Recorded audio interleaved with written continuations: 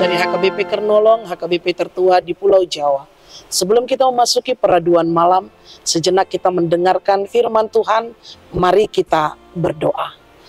Terpujilah Engkau ya Tuhan yang Maha Pengasih juga Maha Penyayang, yang memberkati kehidupan kami hingga malam hari ini. Kami mau mendengarkan firman-Mu, ampuni dosa kami, hanya di dalam nama anak-Mu Yesus Kristus, kami berdoa dan mengucap syukur. Amin.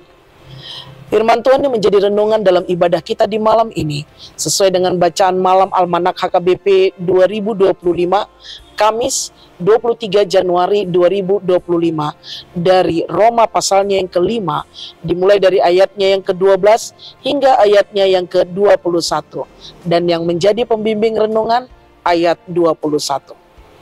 Supaya sama seperti dosa berkuasa dalam alam maut, demikian kasih karunia akan berkuasa oleh kebenaran untuk hidup yang kekal oleh Yesus Kristus Tuhan kita.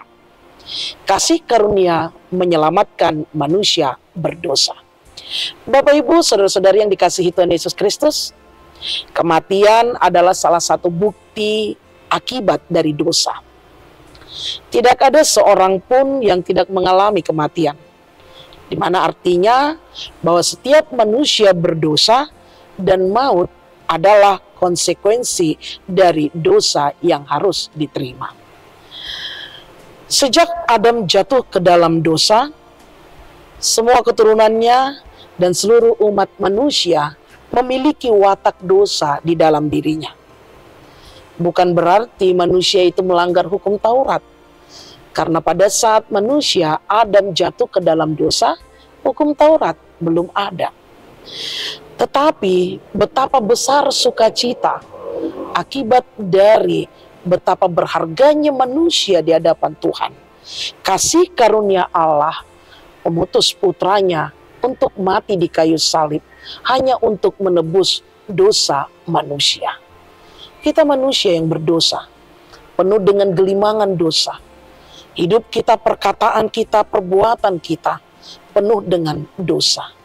Karena itu Rasul Paulus memberitahukan dengan menjelaskan bahwa Adam dikontraskan dengan karunia Allah.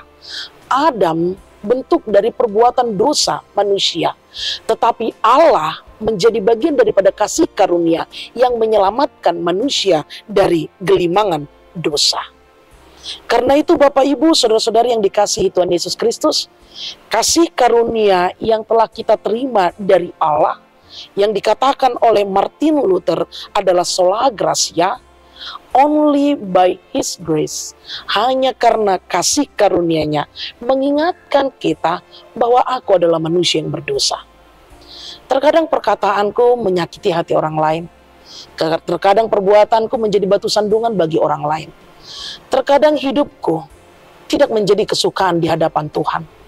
Tuhan selalu mengingatkan kita untuk bagaimana dan siapa kita. Kita adalah manusia yang telah diselamatkan melalui kasih karunia Allah. Jika kita mengingat segala pelanggaran kita, jika kita mengingat betapa banyaknya dan besarnya dosa kita yang menyakiti hati Tuhan, sesungguhnya kita tidak pantas menerima nafas kehidupan ini. Kita tidak layak menerima pertolongan daripada Tuhan. Tetapi kasih karunia mengalahkan dosa. Oleh karena itu, Bapak Ibu, saudara-saudari yang dikasihi Tuhan Yesus Kristus, kita telah diselamatkan oleh kasih karunia Kristus yang telah mengutus anaknya mati di kayu salib. Sebagai orang yang telah diselamatkan dan dibenarkan oleh iman, apa yang harus kita lakukan? Pengorbanan Yesus Kristus di kayu salib untuk menyelamatkan kita, akankah kita lepaskan dengan sia-sia? Di mana kita telah menerima kasih karunia Allah, kita harus dan hendaklah melakukan kebaikan, menyukakan hati Tuhan, dan mengucap syukur atas segala yang Tuhan berikan dalam hidup kita. Jadilah berkat dan jangan jadi batu sandungan di dalam kehidupan kita, karena kita telah diberi kasih karunia oleh Tuhan di dalam hidup kita. Amin. Terima kasih Bapa, firman-Mu yang begitu menguatkan hidup kami. Kami menyadari kami adalah manusia yang penuh dengan gelimangan dosa. mata, kaki, tangan hidup kami seringkali tidak menyukakan hati Tuhan.